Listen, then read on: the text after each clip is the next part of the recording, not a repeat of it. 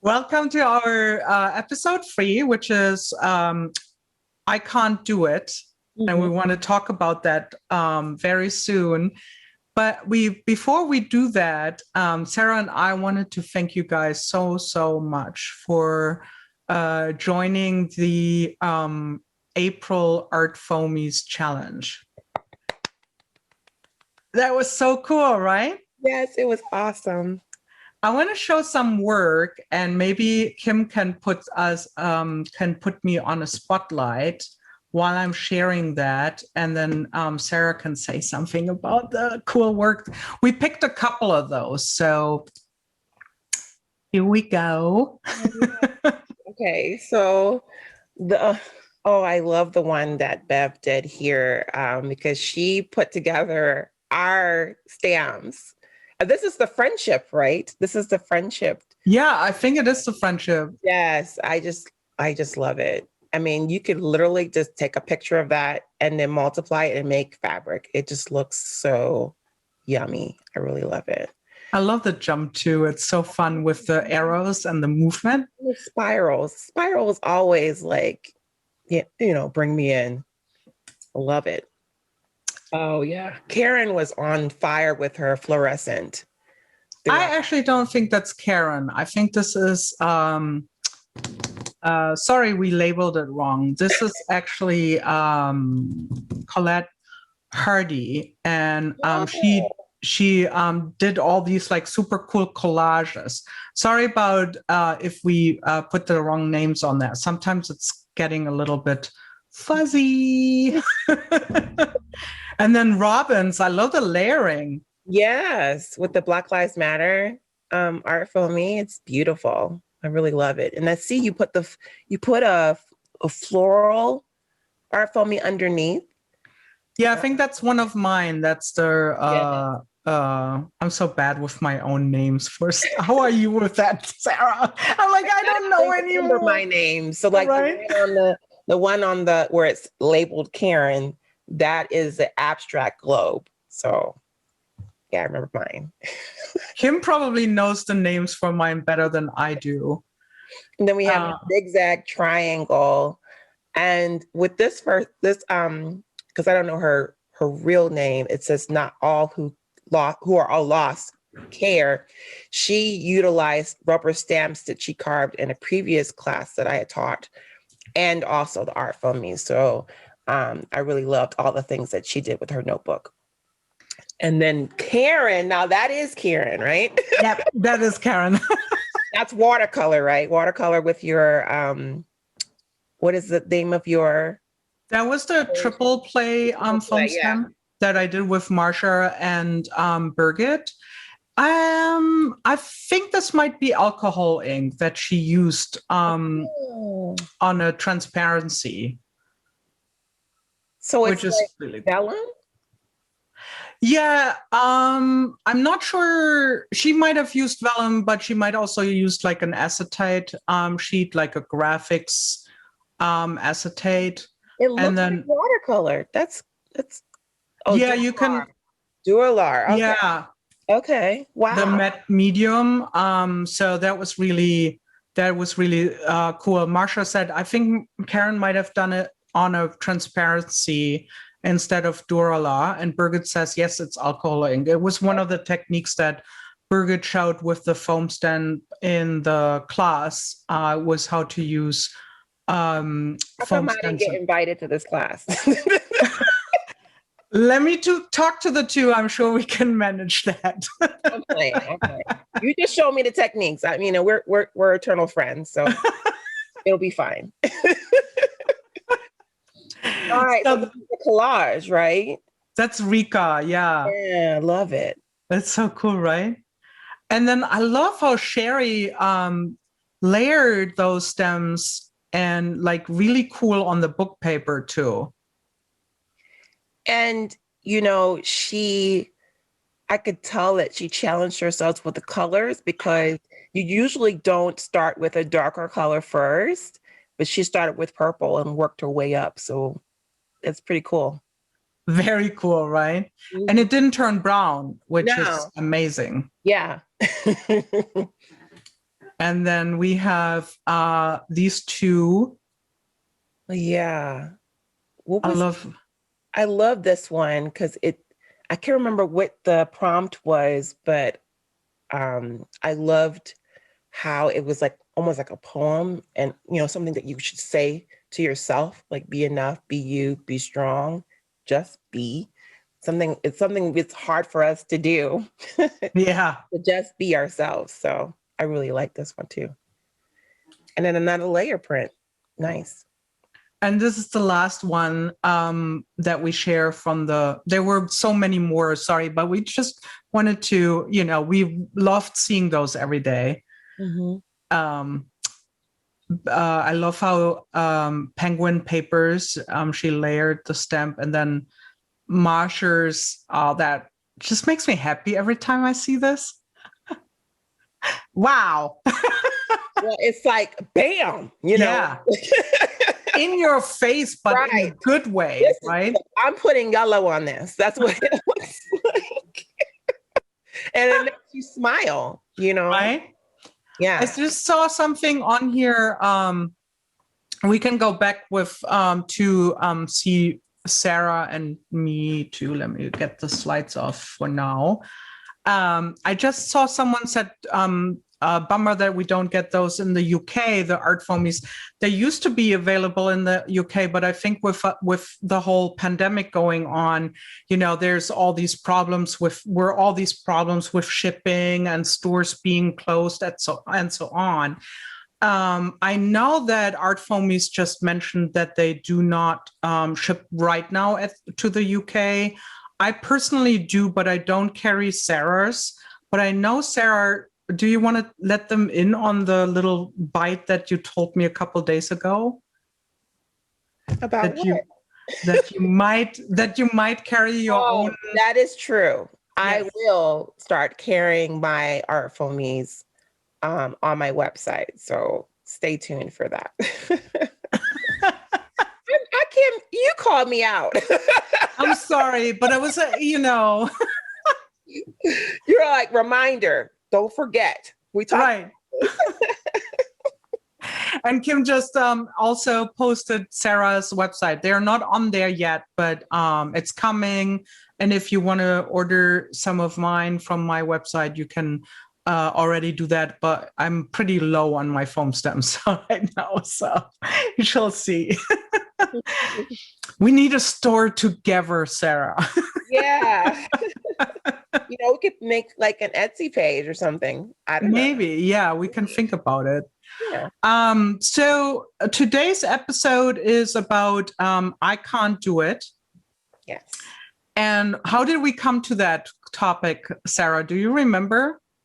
Yes, I do, because we have been doing a lot of classes online or virtually, and we've come across a lot of students who have said, I can't do it. And we recognize as artists, we've grown a lot. When we first started, we used to say stuff like that. Oh, I can't do that. I'm not a painter. I can't. And then that keeps us from achieving the things that we need to achieve. So we wanted to kind of engage in this conversation about getting past those words. And we also talked a little bit about like why we think that we both, does it appear just that we don't struggle with that mindset sometimes, or is it that in our life or life history, we kind of like, are we not that afraid of things? And we talked a little bit about backgrounds, right? And I know one thing we didn't figure out if that is one of the reasons that we're not that afraid, but I think we both figured we moved a lot when we were children, and I changed countries as an adult, and I sometimes think like, if I can do that, like if I can try this, that pencil ain't gonna scare me. Yeah, well, I was a military brat, so we moved around a lot. So you're talking about making friends on the fly, like literally, I'm sitting next to you on the airport, we're friends now. So there's no like, oh, I'm shy. You don't have time because like you don't have friends. So you better figure it out. Like, right.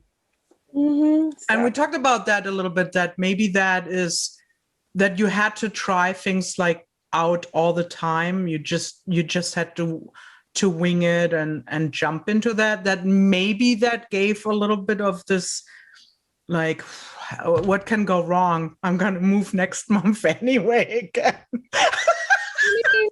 No, I'm kidding. There were still times in my life where I did say to myself, even though I had went through all that, you know, I can't do it. Or like, I can't apply to the Corcoran because I don't have a good enough portfolio, you know, those kind of things. But what do you change when you have that feeling? That like, what's the approach when like you feel like I can't do it? Like, what's your first reaction to yourself? Like, I think for me, it's like first thing I question myself is like, do I really want to do it? How much do I want to do it? Right. And then the second one, I'm a very sometimes like strategic, not always, but sometimes like strategic person. And then I'm like, okay, if I want to do it, how do I break it down? Like why do I want it? Because when I know the why, everything is a little bit easier. And then the second one is like, how do I get to, like, what do I have to do in order to get there? So if you say your portfolio is not good enough and you really want it, what do you have to do? Well, that internal voice kept nagging me every morning. Every morning I would wake up and there'd be this little voice who was like, apply to the Corcoran, apply to the Corcoran. And I'm like, oh no, I gotta go to work. I got my kids, husband. I don't have time for this. I don't have time to make a portfolio. I'm not doing it, right? And so you cover that little voice with all these different things that are going on in your life, you know, as a busy woman or man or whatever, you know, cover everything with all that stuff. And then sometimes, you know, in the morning when there's no thought, you just wake up, it's time to get up, and that little voice peeps out again. You know, you're supposed to be applying to the Corcoran. And then you have friends, and that's why you have good friends who will be like, you said, just like you said earlier, you said you're going to add to your website. You said you were going to order that, you know, that thing and put it on there, you know, and you need that motivation. Because sometimes you have to tell your friends and your closest loved ones. Well, so, and Lou just asked, Sarah, doesn't, I think she means the voice, doesn't the voice go away after coffee? Yeah, pretty much. Pretty much. Like I drink chai, so I was just try, you know, because you get all comfortable, grab your remote, start binging on things, and the idea goes out of your head. And then the next morning it starts all over again. And, you know, I eventually applied without a portfolio that I didn't know I had, you know. So I like brought to the table, to my interview, all the invitations I made for 10 years to that interview. And all the art stuff that I did, quote unquote, real art stuff, I had like 3 of them. She didn't even look at them. She just kind of pushed them to the side and just looked at my invitations, and I got in off of invitations, the thing that people think that is craft. Which we will talk about that later, right? That's a good one. Yeah. I was thinking about, like, we're both binge watching right now, yes, on recommendation, the Great British Pottery Show. No, yes. Throwdown. That's what it's called. Throwdown. And I think it was actually Karen Old, who was one of my Spill Your Heart guests, who told me about it. And then I started watching it. And then I was like, Sarah, you got to watch it. And then now we're like, you are actually ahead of me, right? So I don't know if you guys know it, but the premise is basically there are 10 to 12 pottery amateur potterers. I guess that's what you call them. Pottery. And they go on a little, it's like a competition with judges, as as they say in British English. I can't remember his name, but he's always crying. Right. The one judge always cries. Oh my gosh, this is amazing. Right. You know, but yeah. But he's like, I love him because he also cries when the work is not that great, but he like thinks of the struggle that they went through, then he cries too. So it's like, it's really sweet. Keith, says Laurie. Right, that's Keith. And then, but what I really love about that show is they have a ton of challenges with things that they have never done. Like either it's the material, right? They have, instead of clay, they have some other material that they throw with, or they have to do like something more with their hands instead of the wheel, or they have to do build something they have never done, right? Blindfold it or do it right. But what I love about the show, I can rarely recall ever heard someone just saying, I can't do it. Like they all just like, they will say, oh, this is difficult for me because I've never done it. But there's always, I feel like this really excitement of doing something that they have never done. Do you feel the same, like when you watch it of them? Well, the toilet challenge is just like, how in the world? I know none of y'all have made a toilet. I mean, they do it, and then like it flushes. What? It's so good. I don't know. I can sit and I mean, I hate to say it, but I'm on season 4. I tried to wait. I tried. What? Cheater. And they're in COVID time, so they're in a bubble. So yeah, it's so good. Right. Yeah. The toilet thing really, so they built a toilet. They were like, you have to build a toilet. Yeah. And everything was made out of. And you have to put the lip in there, and you have to be able to put a seat on there. And then it has to be able to flush without water running out. And of course, they also tested sitting on it. Yes. Keith does it. Keith will sit on it and he'll be like, this is sturdy. And he's a tall guy too. Yeah. He didn't cry in the toilet episode, I think. No, I don't. No. But yeah, I was like, this is so cool, right? So the first inkling for me would be like, I can't do that. Build a toilet. You kidding me? I don't even know how it works, right? But they just dug right in there and started doing it, you know? Even people who, like, I know there were some people who had never used a wheel. And I'm like, you're on this show and you've never used a wheel? It's called Throwdown. Right? Or the one that wasn't electric. It was, you had to power foot.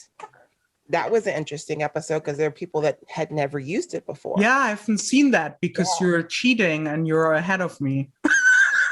Oh, sorry. Sorry. Anyway, I think what I want to say is like with that, it's like it's a great show to actually really watch people really working on those challenges with things that they have never done. And it really clearly shows the kind of mindset that you have to do. So why do we do things like sending each other boxes with stuff that we know that the other person maybe, what is the name of the show again? It's called the Great British Pottery Throwdown. Yeah. Or maybe it's just the Great Pottery Throwdown. But it plays in the Great Britain. And it's on Max. Yeah. In the US. Check it out. It's really cool. I think you will like it. There was one thing that I remember when we were having the discussion before we had this webinar today, or Zoomcast today, was the fact that the thing that they made will go into the kiln and would often come out with cracks. Yes. Broken. But then they would be like, oh, well, that happens. And then they would embrace it and try and figure out how to utilize what they had. And some instances they presented broken things. Yeah, they just go with it. Yeah. Like, or yeah, I think that is like something that is so amazing, because you watch the show and then sometimes it's like drying for 3 days and they have, you know, worked on it. And then like one time, one of them was taking it out of the kiln, then they did the Rocky firing and she let it drop like accidentally, right? Yeah, the raku. Yeah. Raku. Because you only had a certain amount of time to get it from the kiln into the whatever, that box of thread or hair or whatever they had. And yeah, she did drop it.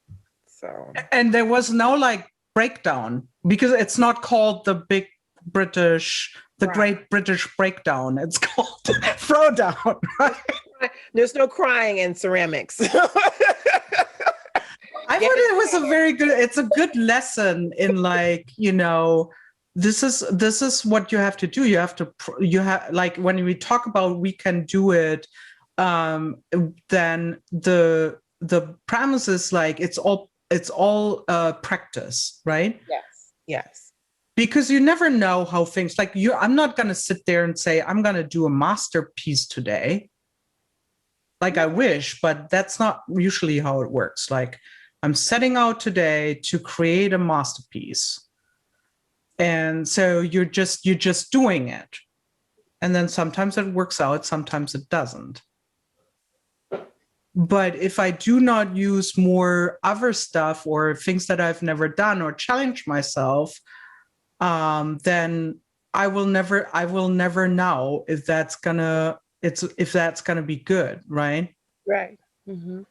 Anne says, I took a ceramics class once and it took me all year to make a pot.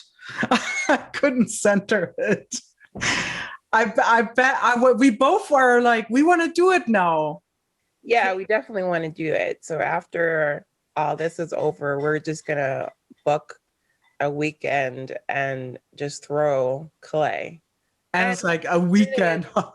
maybe and here's the thing, so when you say you can't do it, there's another way that you can utilize clay in a different way, right? So maybe like making tiles is your thing, but I mean, you can't throw away the whole clay. Just try something different and see, you know, what appeals to you and what you like and what you don't like.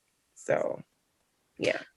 I thought the thing that I find so interesting about it too is, like, even if you wouldn't put, that's when I take classes. For example, I did a dry etching class, and I wasn't like especially great in it because it's a lot of work and it's a lot of cleaning, and I'm not the cleaning lady in my, like, I'm like, if I have to clean up plates and tools for 4 hours and I could only to work on things for 1 hour, that's not really my thing. That's why I also don't paint in oil. But anyway, I digress. What I mean with it is, I learned a lot of other things through that class. Like I was like, okay, is that for me? No, it's not. I also don't have a press, you know, for printing press. I would have to go to the printing school and so on. Not that that is a problem if I really want to do it, but I learned other things in that class that I use now in other artwork. Like, you know, carving, or how you add color or do reduction, or, you know, all kinds of things. And I think that's the beauty of doing things that you first are like, I can't do that, and then you take a class to just see where it leads you, and you might not like be convinced that that's a great thing to do forever, right? But you might pick little bits and pieces and just add them to your repertoire. And that's where the magic happens, I feel like, where you are really developing your own style and your own artwork, right? Yeah, I have to agree with the etching thing. So I did take etching. Well, it was advanced printmaking and we did etching. That was like the bulk of the first part of the class. And let me tell you, so I can do it. I most certainly can do it, but I don't have the patience for it. I know. I'm like, this is one print. I mean, like and I just rubbing, and then yeah. and then there's like a specific rag for each color, and then I'm like, and then you have to use like the phone book, and then flip the page, and then I'm like, can I just print today? And then you try to wash it. You have to wet the paper, and then you have to go through you have to smash it with the towels.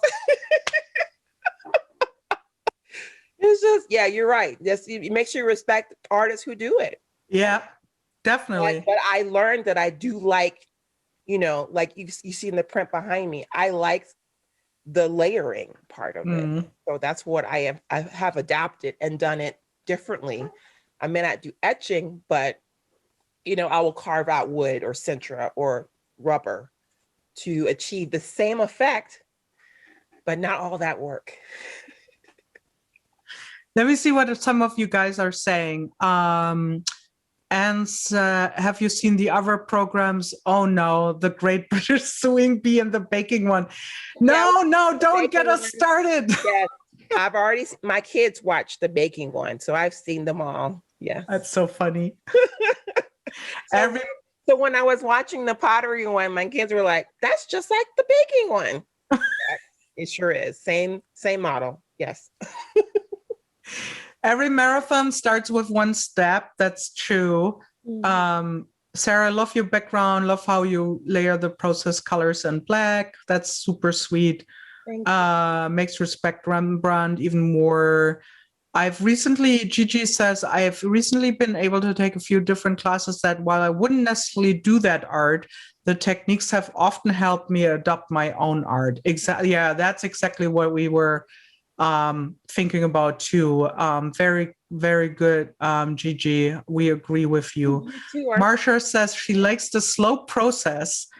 Marsha is on a printing. She's in a printing group, so she does all these like printing techniques. She likes the slow process. Such a contrast to what I usually do. And then Carmen says, interesting thoughts. The more traditional ways of printing have allowed for the more modern techniques to be utilized, new materials as well. That is so true, right? Like if then people like us are doing these classes, then you might think of other ways, or you're like, okay, how do I make mono printing easier? Like there wouldn't be Jello if there weren't all the like monotypes on other materials before, and there wouldn't be the jelly plate, for example, if there wasn't Jello before, where you make your own plates, right? Like things like that. Yeah. It's kind of cool, right?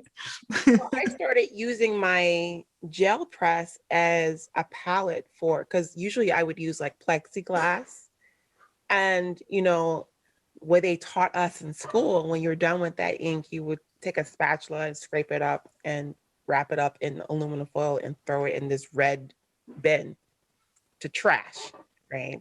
And I'm like, that's wasting ink. That stuff is expensive. So I started using my gel press recently, and with the same ink, the same, block printing ink, the oil-based, everything.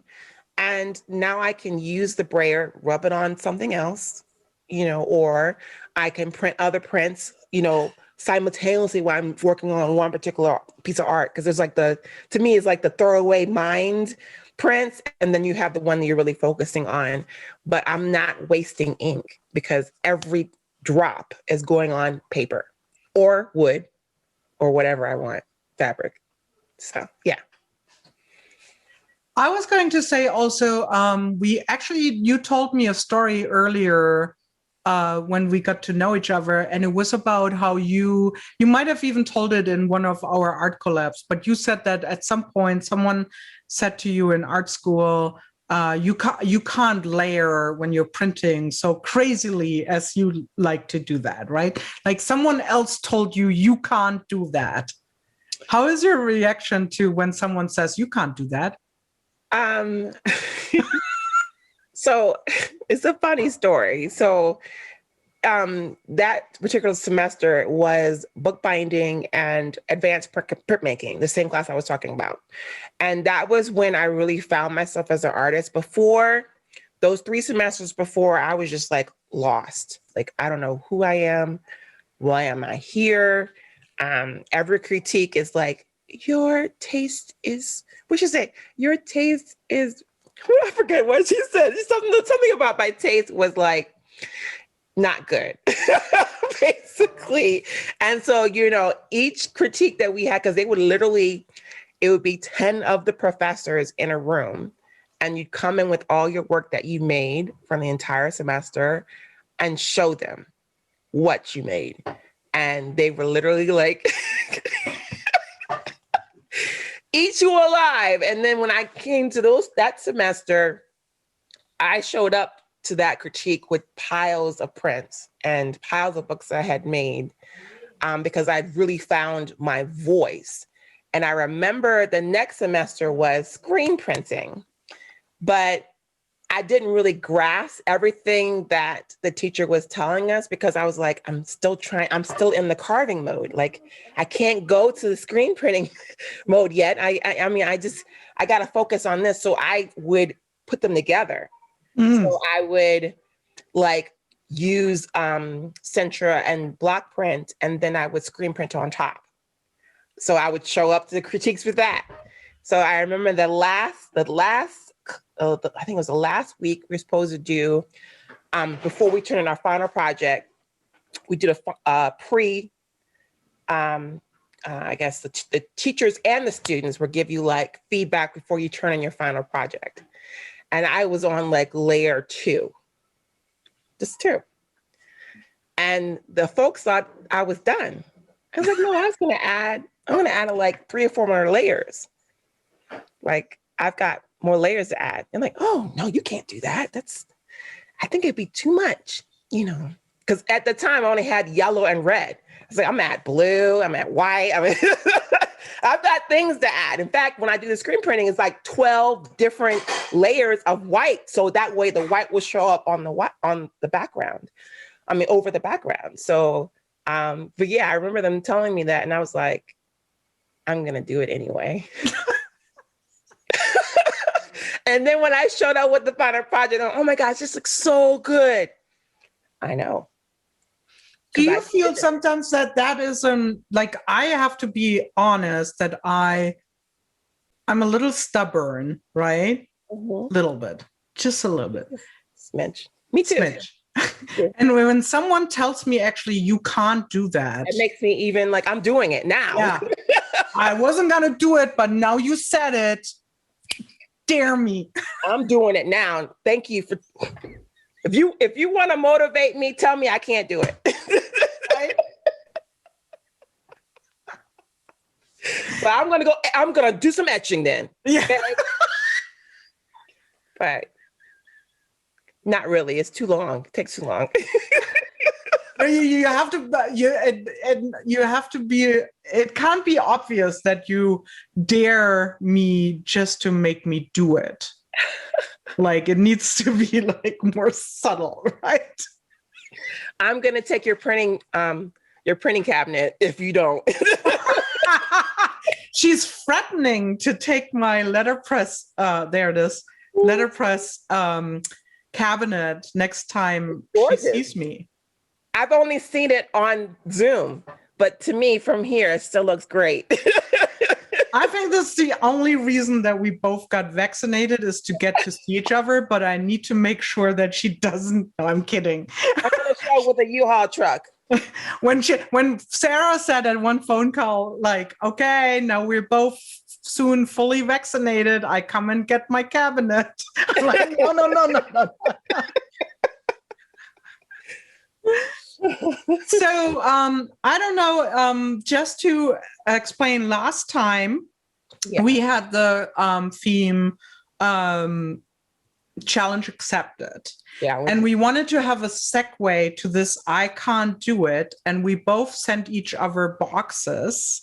Yeah. I want to show real quick what was in the boxes. Okay.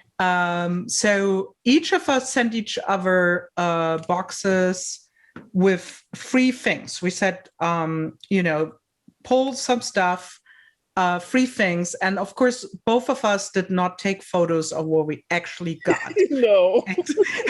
So Kim put together this little collage for us so we can show you. So in the package that I received from Sarah and that we unboxed it in our last episode. So we were surprised.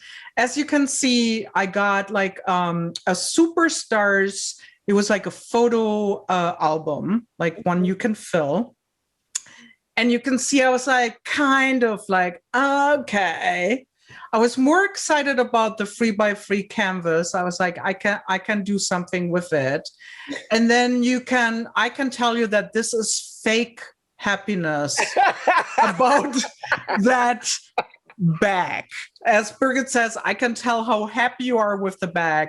I was like, what is this? Why am I getting that? And what the hell am I going to do with that? Okay. So when I was picking out the items, so I was like, oh yeah, photo album, 3x3, good. I said, what can I throw in there as like a wrench? And I was like, yes, this is gonna be great. This is gonna be great. I can't wait. She opens it. I can please open it, please. Woo! Good. I want to know what you made. Well, first I'm going to show what you got, just as a reminder. Yeah. First of all, the small picture is actually of the packaging, which had a little post-it. You can't really read it. It said no. It says no, because I was like, she's going to unwrap it before we have the Zoom. Mm-hmm. No, you didn't. Didn't open it, okay? Yeah. And then I sent her ink, and I was like, you were okay with that? Yeah, I was actually really overjoyed because I'm like, oh, ink, that's my comfort zone. And I sent you pencils. Well, yeah, and I was like, color pencils. Yeah. I was like, come on, you sent me a hideous bag. And then you like right to my feelings. But those pencils, I mean, in comparison, well, you're not a pencil fan. I'm not a pencil fan. I kind of knew that. I really like the markers. Yeah, the markers are great. Yeah, I was too nice to you on that one. I should have put more pencils in there. So we want to show you what we do with what we did with that stuff that we usually never use. And actually, Sarah's going to show both results because I sent her mine as a gift in a box. So we're going to show you what happened. So this is the 3x3. And it says yes. Yes. Instead of no. Because I said, now you can open it. It's going to be on the top. So it was kind of like a clay board, not really canvas. It was like clay, like a clay coating on top. Yeah, it's hard. Mm-hmm. And so I stamped, but then I also carved into it. So a little bit hard to see, but I scratched some area so it has some texture to it. And that told her she can open it. Yes. Mm-hmm. That wasn't too hard. I was okay with that. I knew this was the easy one. That was the easy one. This is the easy one. Now, what happened to the bag? This is the photo album. This one.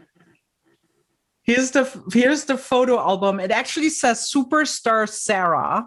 Yeah, she put my name right there. Because she is a superstar. And then I used the cord of the bag.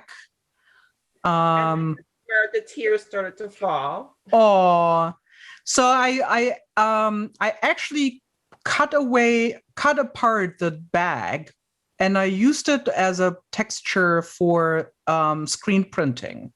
So I made all kinds of little prints. It's hard to see probably, but you can tell there are parts.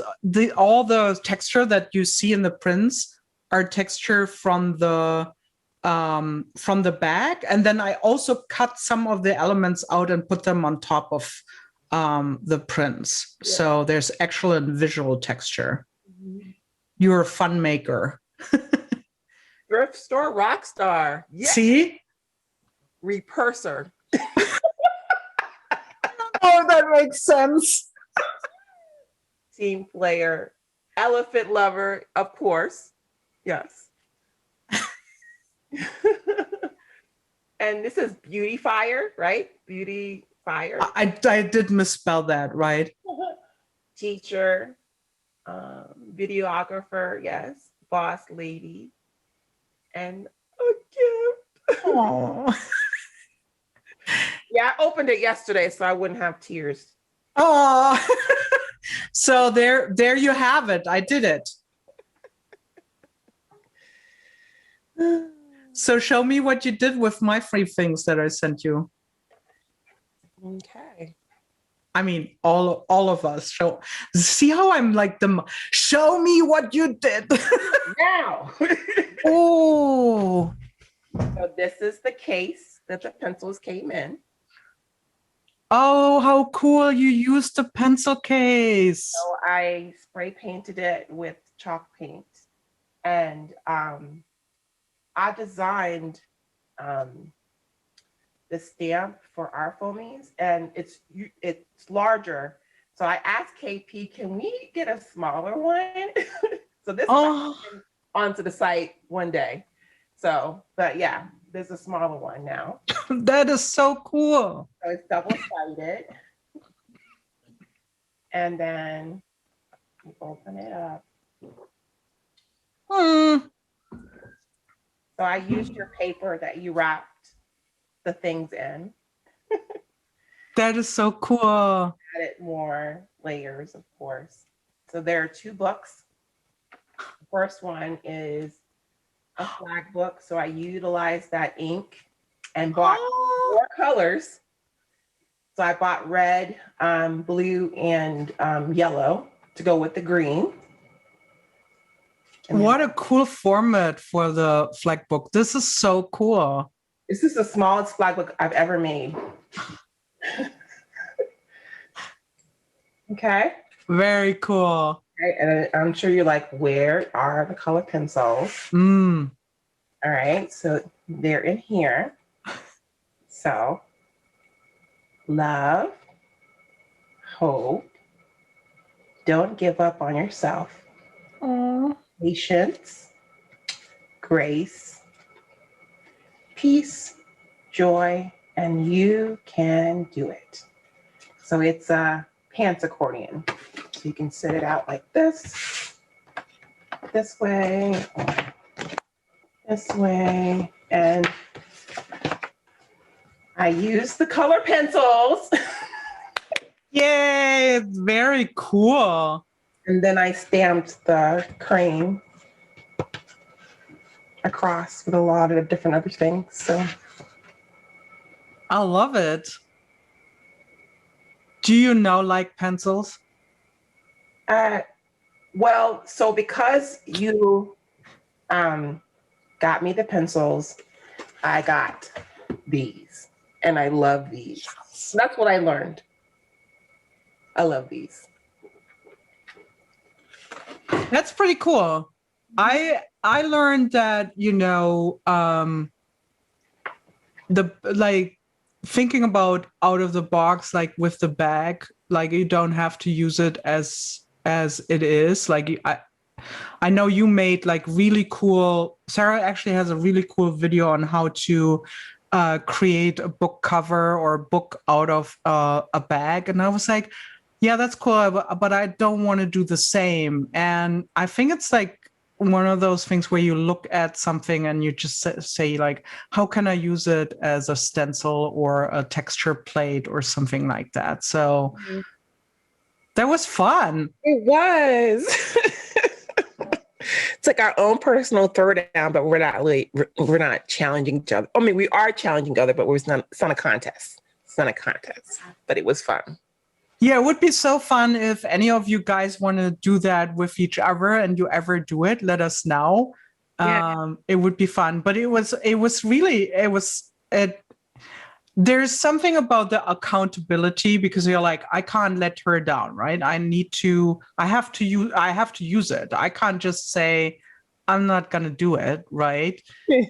Like that would be really bad. So I think it's like great if you have like in general, like an accountability partner, and you just say, here's something that I think I can't do, but I want to try this, and I'm gonna put it out in the universe to you, and you can ask me at a certain time, like, how's it going? And just by putting it out there and having someone who might keep you accountable, Yeah. right, that makes you want to do it, right? I just wanted to just add to the I can't do it conversation, because that's a voice that it's internal, right? And so you have to do it in small bites. What's the statement? It's like you can't eat the whole elephant at the same time. You have to do it in small bites. So, hey, I'm not really good at so-and-so. Let me try doing the first step of that thing. Okay, the next step, let me do the second step. And then as you go and get more confident as achieving those steps, then you can push past that I can't do it. Because sometimes it's really about the time.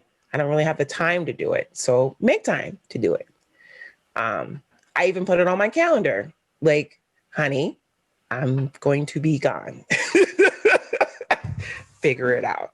So you got to really schedule that time for yourself. It really is good for your mental health. If you sit there all day saying, I can't, it really does weigh on you. It really does add stress. But you need to start saying, I can, I will. And then you start to rise up. I can do this because I've done something else before and know I can do it again.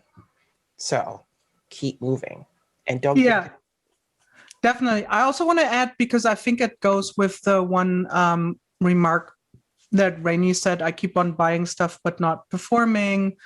Or sometimes you don't do the things because you think you can't do it.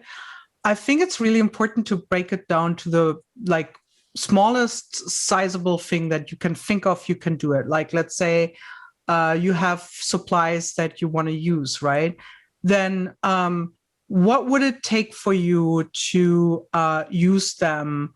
Maybe you make yourself like a mini challenge, right? But it needs to be something that you can do it, like not the big elephant, as Sarah mentioned. It needs to be something that's a bite size, right? You're like, okay, let's say you have pencils that you have never used, right? Send them to a friend. Okay, if that's not possible, I'm just kidding. Like, say, what is the moment in the day where I can at least have 20 minutes a day? Like, what's like my routine a day? What's my moment where, let's say, every morning I have a coffee, and then I have 20 minutes to myself. Put this pencil case the evening before there with a piece of paper and just start making marks or whatever. Challenge yourself, right? But if you make something, like if you set your mind to it and you also say, I'm going to do it in small little increments, and I try that for, I don't know, 2 weeks or 30 days or whatever, then you might find out you really like it, or you feel better because you used it. Oh, my cat is just flipping out. Sorry. And, or you might say, well, pencils are just not for me. Or like Sarah, you're like, oh, I need to buy more stuff. I need to buy now, I figured out I like how they make marks, or how they have like texture.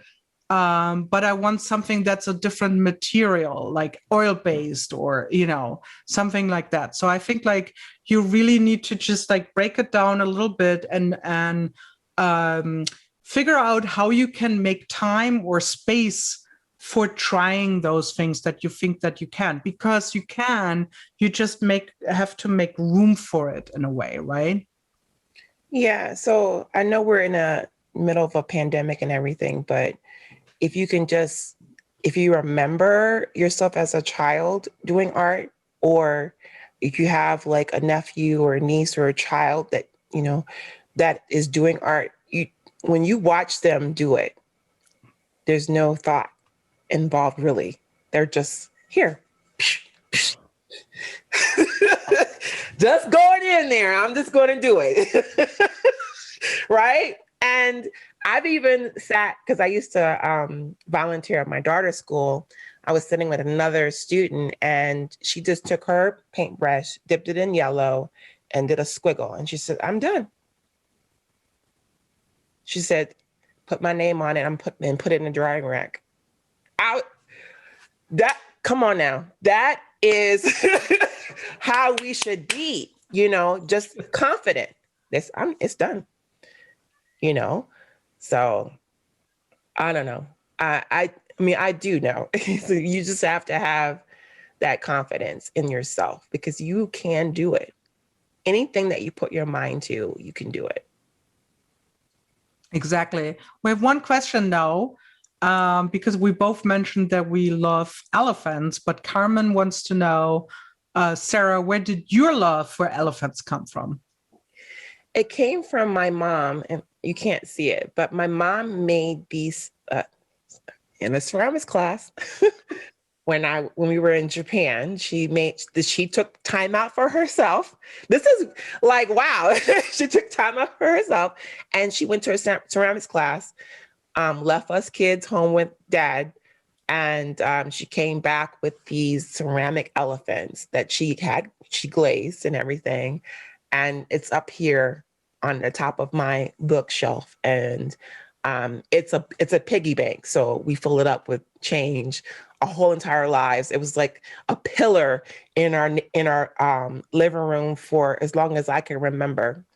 And because of that, I started collecting elephants to kind of complement the elephants. And when my mom, I think it was like one day she was doing like a yard sale, and she was like, hey, do you want this? And I was like, yes, please.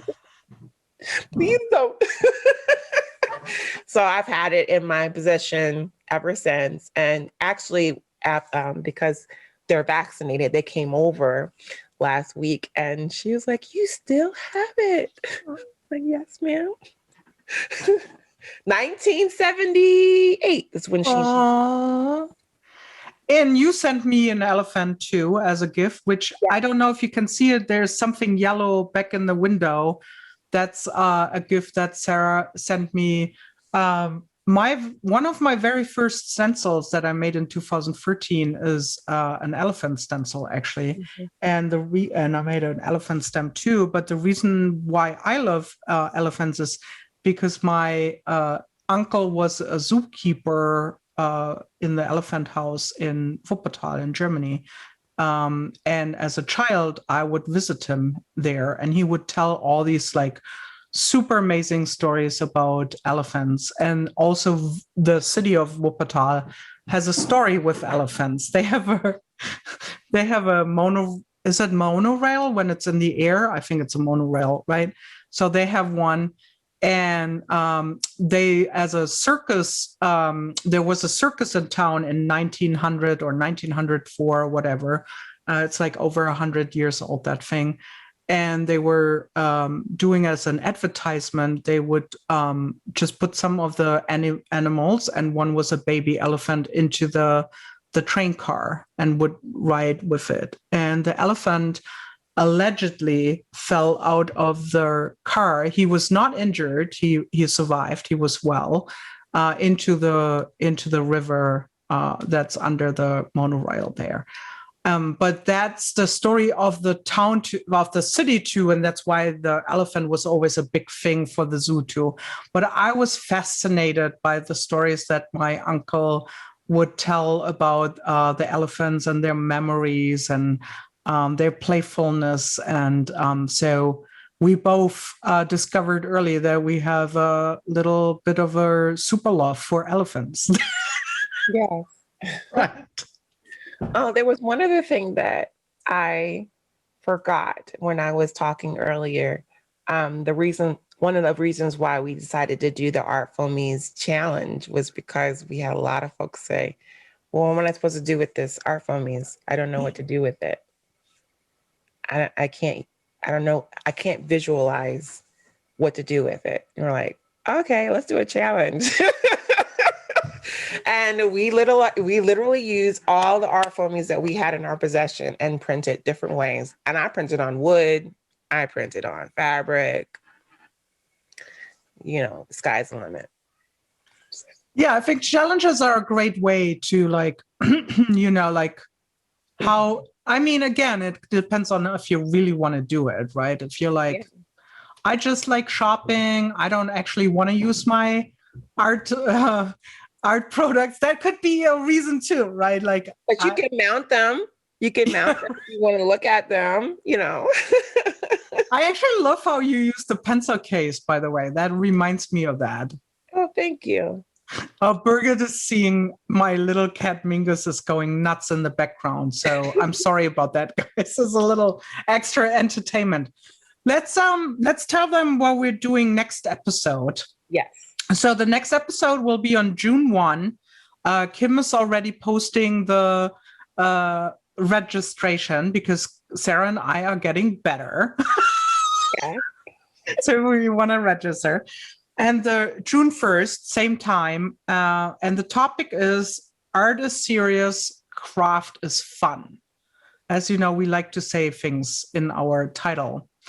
And what is art and what is craft? Is there even a difference? And what do the two terms mean to us? Everyone has different ideas about this topic, and we want to discuss this live and see where it goes. We'll talk about how our definitions may influence what we create and why we create, and how we perceive and react to audience expectations. Finally, we'll look at some art that may make us uncomfortable or not, and chat about those feelings. So I hope you find that interesting, and we can't wait. It's gonna be heavy but fun. Yes, and we're not telling you anything else. Right. Stay tuned for the next episode. Exactly. This was it. ArtCollab ZoomCast number 3. Yay. With Sarah and Nat. Nat and Sarah. Yay, we did it. Thank you everyone for coming. This was fun. Bye-bye. Bye.